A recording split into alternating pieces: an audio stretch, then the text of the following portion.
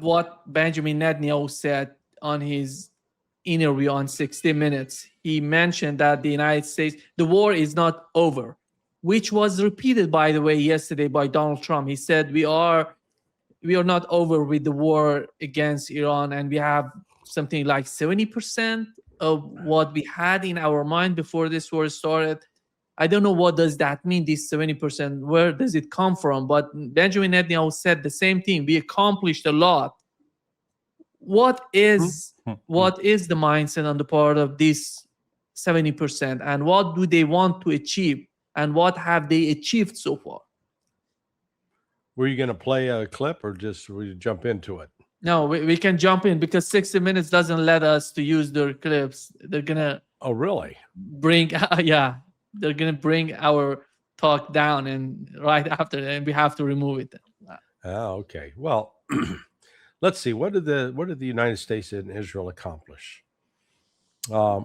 They killed off one layer of leadership in Iran, and brought together now a leadership group that all fought together, and not directly, but they all fought in the Iran-Iraq War of 1980 to 88. So now you've got a full government of combat veterans who've been to war. They know what war is. So this notion that there's a great division between the so-called moderates and the so-called extremists, that's just a load of Western propaganda. Not true. Instead, you've probably got, I would argue, greater unity within Iran's leadership now than you've had at any time in the past. I'm not sure all of the previous, the ones. It is true. I guess I was told that even the Ayatollah Khamenei, the father, even he fought in the Iran-Iraq War. Of course, he would have been, well into his 40s at that time. What else did they accomplish? Oh, they basically got all of the U.S. military bases in the Gulf region deactivated or destroyed. And they got that accomplished, so that the United States its ability to sustain its presence in the Gulf is not what it was. They've depleted a large number of essential weapon systems, and to rebuild those, they need to go to China and beg China to give them rare earth minerals in order to reproduce those. They've managed to unite the Iranian people around a government that previously there was opposition to, but now even those who were considered, like the Lego guys, those kids creating the Lego videos, they actually were previously somewhat critical of the government, but now, they're the most effective propaganda arm of the Iranian government. So something we've never ever seen before. Yeah, so great accomplishments by the West. I forgot the most important one. They achieved the shutdown of the Strait of Hormuz, the crippling of the global economy, and the likelihood that the United States and Europe will be faced with serious stagflation. Other than that, they still they haven't done much. So you get my sarcasm throughout this. This is an unmitigated disaster for the United States and Israel. Instead of weakening Iran, they've strengthened Iran, and through it, Iran has strengthened its relations with Russia and China. And in turn, Russia and China have seized this opening, seized the initiative to be moving forward with creating a new international security architecture in the Persian Gulf, one that displaces the United States and leaves the United States weaker, actually. It seems that Iran's response to Trump's proposal was somehow unthinkable on the part of Donald Trump. Because he came out here, Larry, and said it totally unacceptable what Iran, had to say to this proposal. And basically what we've learned from the new proposal, or the response from the Iranians, they're repeating the same points. They're not changing anything with that 10-point plan. this is so reminiscent of what has gone on with Russia in terms of trying to negotiate with Russia and Trump's. You know, the Vladimir Putin laid out Russia's positions very clearly on June 14th, 2024, and they haven't deviated from that at all, not at all. So here comes Iran and lays out, the four essential. There's a lot of, there are 6 other things, but the 4 critical ones are: lift the sanctions, unfreeze the assets. We're going to control the Strait of Hormuz, and we'll talk later about nuclear enrichment and such. That's it. They haven't changed. And the United States keeps acting like this is something new and dramatic. So I think Iran understands that there is no real viable negotiation with the United States until such time that the economic chaos that is unfolding around the world hits the United States and creates enormous political pressure on Trump. I mean, right now he's only at about 33% support, maybe lower. So and God, I saw him yesterday. He put out a Truth Social message about how he's happy with the polls. They're lying to him, absolutely lying to him. So he's got he's going to have to have a wake-up call at some point, and it'll only be then that I don't give much chance that negotiations will succeed. This war is not necessarily going to end through negotiations. It's going to end with the reality that the United States has to accept we no longer have the military power that we once thought we did. Oh boy, and that's going to be a shocking revelation, because the average American really believes, man, all we got to do is go in there and drive our battleships into the straits and blow up those Iranians and kick ass. It's just all we got to do is just have enough guts to do it. It's like, guys, you don't understand. Try that and see what happens. But Larry, the tone in the United States, based on the latest polls, is changing, because 64% of Americans believe that the United States is not winning against Iran in the Middle East. Correct.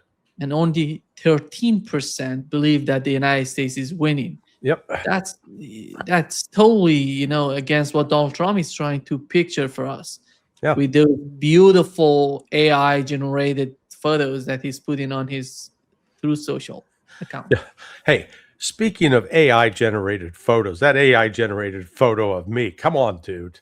I had to look and said, who is that? Yeah, no, but there's that's actually probably a good parallel. The Trump foreign policy it's being operated on artificial intelligence. And if you will, I had an experience with AI. I asked it a particular question to review a particular video, and it came back and said, yes, this video made by so-and-so. And it wasn't. I mean, it was someone else.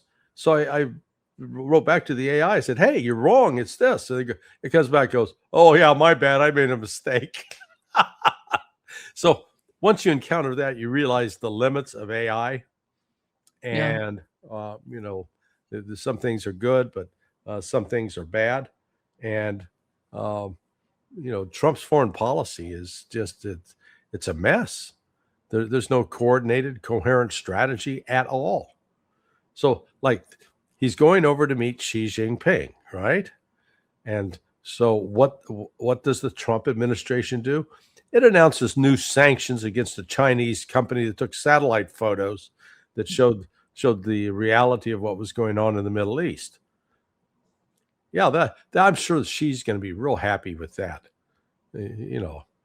So Trump, you want to find ways that you can make the trip as conflict free as possible. Instead, Trump seems to be heaping up one one more contentious issue after another on the agenda.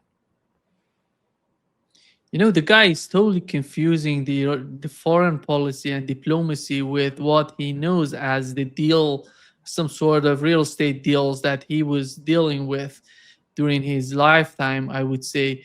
And because Yeah. whenever you put pressure on these countries, they're not gonna cave, they're gonna fight back. This is the main reason that Russia is in its position in the way it is right now. Iran is the way that they're fighting back with the case of the blockade. They're Yeah. not caving. That's the reason. I don't see China shows that today China is different from what it was, I would say, before 2022. And with the tariff war, we've seen how China hit back at the United States and how they were coming back and fighting the Trump administration. Yeah. I don't know how is it going to help Donald Trump, but it doesn't seem that he's learning anything when it comes to diplomacy and how to deal with how the foreign policy works, and he's continuing with the same sort of attitude. Yeah. Well, yeah, it was. There's the assumption that China is much weaker, or Iran is much weaker than is the case. I came upon a new statistic yesterday, or I'd asked about it, that because I was talking to someone who's making the case about how weak China was. I said, well, let's look at the debt to GDP ratio offhand. And I said, I'm not sure what it is for China, but I suspect it's far worse for the United States. And lo and behold, the numbers were this, that if you look at the central federal government only, sort of the national level government, China's debt to GDP ratio is 29%. What is that of the United States? 123%. It's probably higher now. Now, if you take in the broader government at all levels, like let's say at the national level, and then at the federal or the state level, whatever, or canton level, and down to cities and such. So take the broader government, all levels. The debt for China is 85% or 88%, and the United States is 140%. So again, the economic strength lies with China. And then if you take total economy-wide debt, like the average citizen, their debt, total debt for China is 302%. For the United States, 720%, or 719. Double, more than double. So my point in all this is the United States is acting like China is an economic basket case, and we're like the guy who's a meth heroin addict going to talk to somebody about their drug addiction, that they have a problem. When they're only they're addicted to smoking cigars. We've got a far more critical problem. And then the way the world economy has changed. Right now, and I think we made this point on Friday, that in 2000, Japan had 5 of the top 10 banks in the world. With the number 1 bank in the world at the time was considered Deutsche Bank in Germany, followed by BNP Paribas. Jump ahead now to 2025. China's got the 4 largest banks, followed by 2 American banks.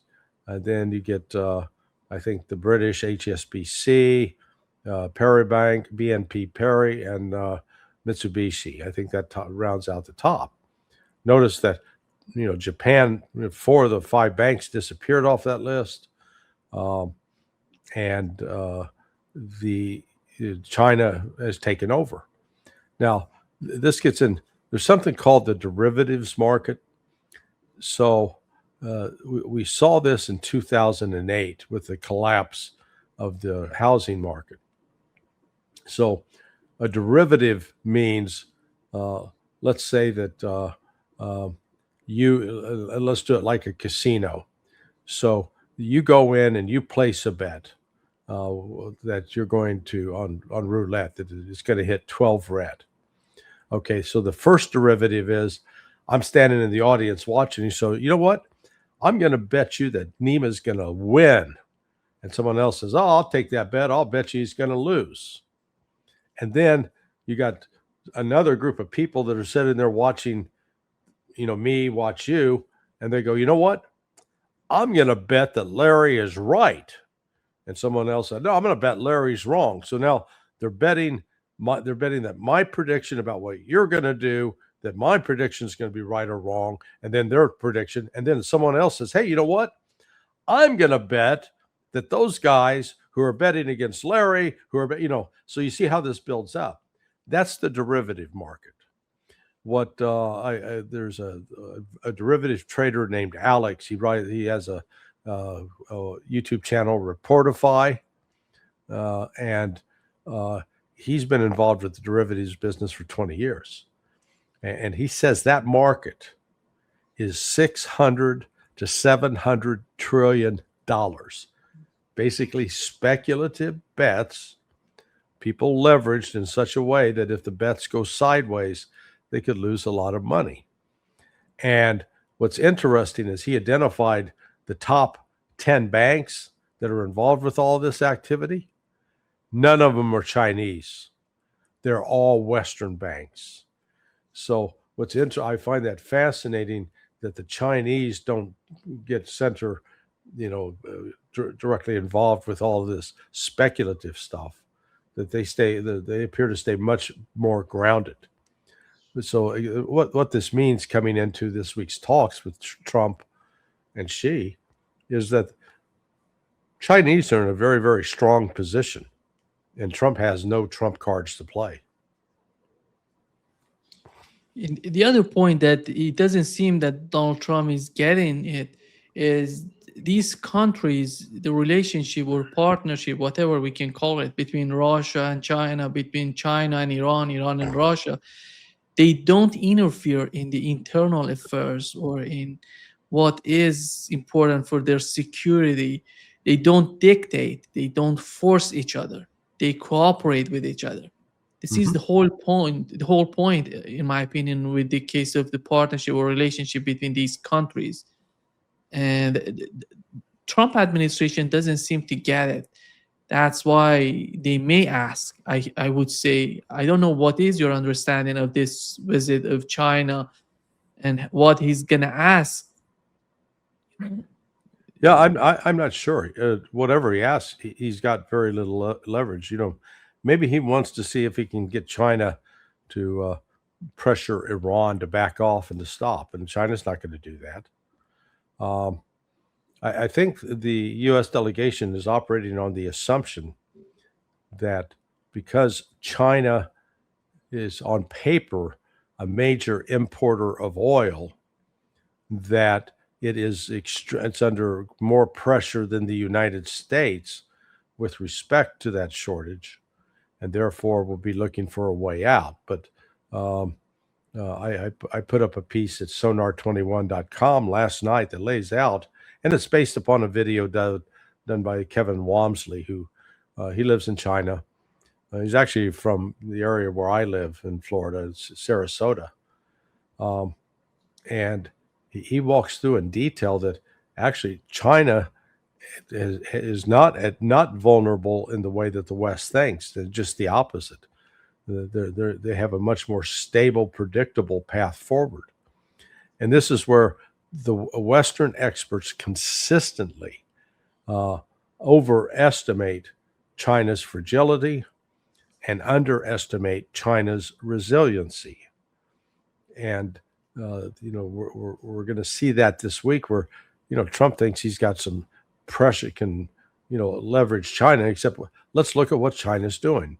Not only does it have the top 4 banks in the world, but it's starting to unload U.S. treasuries. It's not buying them, it's getting rid of them, and it's buying up gold and silver. It's setting up an alternative payment system to SWIFT called SIPS, Cross-Border Interbank Payment System. So, and and China is reaching out to establish relations, commercial relations with countries around the world, whereas the United States is doing all in its power to try to damage China. Again, if I'm the Chinese, I'm not sure I'd take the meeting with Trump. I'd tell him just go pound sand. Because everything that the Trump administration has done has been involving sanctions against China or against different Chinese companies. It's not we're not sending them a thank you note for anything, and we saw how that backfired early on in the a year ago with the trade sanctions, the tariffs, that Chinese said, okay, we'll stop buying U.S. soybeans. The soybean market in the United States basically crashed, and because they said, well, we'll buy from Brazil. Brazil makes plenty of soybeans. Exactly what happened. So, Trump's actions hurt American farmers, didn't protect them, and made them more vulnerable. So I see, China knows how to play that game. They are much, much smarter at it than the United States is.